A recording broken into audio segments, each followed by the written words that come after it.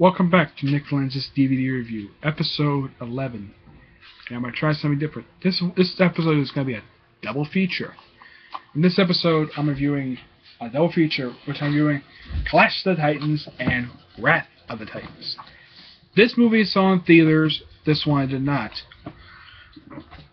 The first movie is an obvious remake of the 1981 classic, which Ray Harryhausen did the special effects for. Okay? Both these movies are mixed with Greek mythology. This first one basically has Medusa in it, though she pretty much dies pretty much the same way she does in the legend, and her head is pretty much used to kill the Kraken. Sorry if I spoiled the movie, but the movie's been out for, I think about 4 years? Yeah, and the main character basically, he's revealed to be a demigod. This is, of course, after his adopted parents are killed. Yeah, he's apparently drawn to by some woman called Io, a woman he later marries. Pretty much. Oh, and the disc.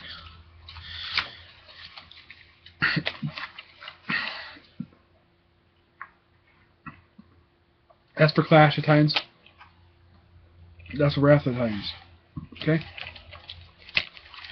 Pretty much, when it comes to villains, the first movie had a really good villain, the Kraken and Hades. Though, pretty much, the only reason why the Kraken is unleashed is apparently the people have stopped praying to the gods, losing their immortality. And I do like Liam Neeson's portrayal of Zeus in both movies. I'm going to talk about both movies. Well, in the first movie, it's Perseus versus the Kraken and Hades. Though he kills the Kraken by turning it to stone, and he just throws Hades back to the world. That's pretty much the whole gist of the first movie. Of course, he got a whole bunch of people with him. Though Io is the only survivor that stays with him the whole movie. Everyone else gets killed, or pretty much almost everybody gets killed either by this giant scorpion, or gets killed by freaking Medusa, or falls off a freaking cliff. But that's pretty much what goes on in this movie. In the sequel, which apparently Perseus has grown his hair out, and apparently the gods are dying in this movie. Apparently Poseidon got turned to freaking stone. He just dissolved. Okay, and it's applied to the god of the spirit. Oh, here's also quite interesting. One thing I like about this movie right here. Zeus helps out Perseus. So he gives him a coin. He says, where you're going is expensive. Okay, I agree for that much. And the lead scene, Apollo does pretty much the same thing. Apollo gets a lot of focus in the first movie. In the second movie, I wonder though, where the heck is Ares and all the rest of the gods? I mean, you see most of the gods. Most of them don't get names. You don't mention their names. I mean, Poseidon, you obviously know who Poseidon is because he has freaking trident. You know who Apollo is because he's the one with yellow armor, and they say his name several times. Zeus, it's obviously Liam Neeson, but what are the rest of the gods? Do they get named in the movie? Nope. And then, of course, the sequel apparently is another demigod. Apparently, he's the son of Poseidon. And, the whole gist of this movie is that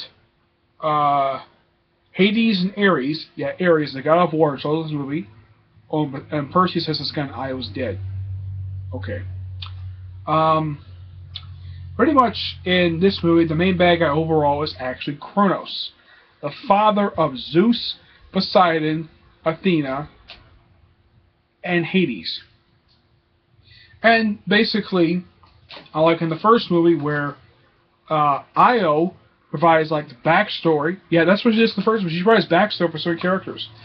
In this movie, it's Perseus himself gets backstory. He gets to talk about the fallen one, who basically was a guy who was a forger, because he forged Zeus's thunderbolt, Poseidon's trident, and Hades' pitchfork. Okay, now a lot of the first movie is brought up in Wrath of the Titans. But there's one small little thing that they don't bring up in the second movie. Hades.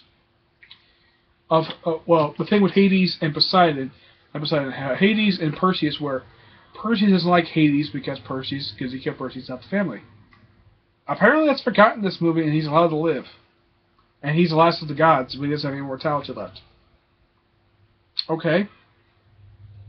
And apparently Kronos is killed by using his combined weapon of...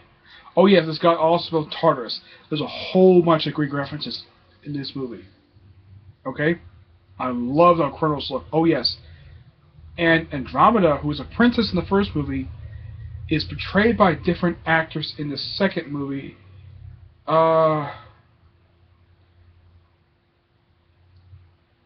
Possibly Rosamund Pine. I'm not really sure who plays her in the second movie. But it's implied by the time of the second movie that I'd say about 12, maybe 13 years have passed by since the previous movie.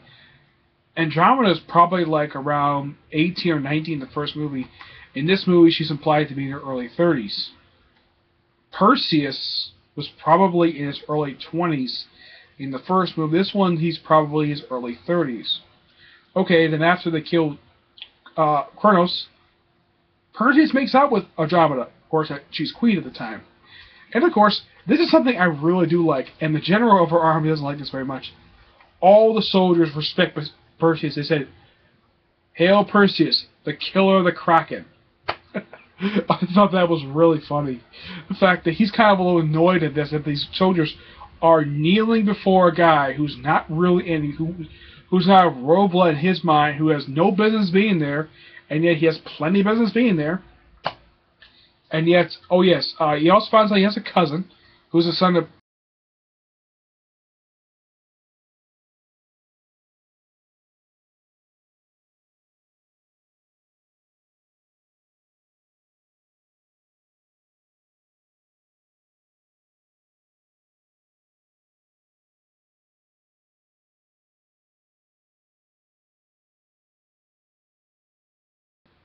His Perseus is really good. I give credit for that much.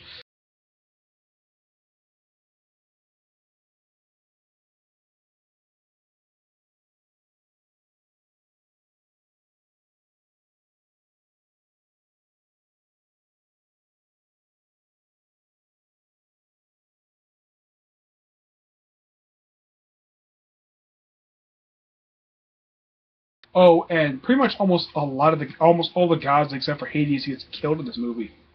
Yeah, Hades is left alive for some odd reason. Okay, then who's in charge in the world? Good question. And of course he gets, well, Perseus is trying to gather these weapons so he can kill Kronos. Okay, first Poseidon gets him his trident. Okay. And then he gets Hades' pitchfork after I think it's when his cousin gets stabbed by it. Okay. And then some reason he prays to Ares, who's his half brother, and of course Ares kills Andromeda's, like, I think it's her best friend. I think she is. She just falls around. She gets killed off in the movie. Andromeda pretty much she just gets survived. Of course, Perseus, despite the fact being a demigod, despite the fact he doesn't have godlike power, he's really strong. Good credit for that much. Yeah. And of course, I think he stays with Andromeda at the end of the movie. Of course, there's no more gods, because the gods are no longer around.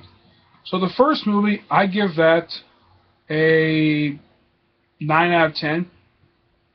Second movie, for Clash of Titans, is 9 out of 10. For Wrath of Titans, I give that one a 10 out of 10. Guess how really good this one is. It's exciting all the way through. Okay? Well, that's it for Double Feature number 1. Okay? Alright? Next time,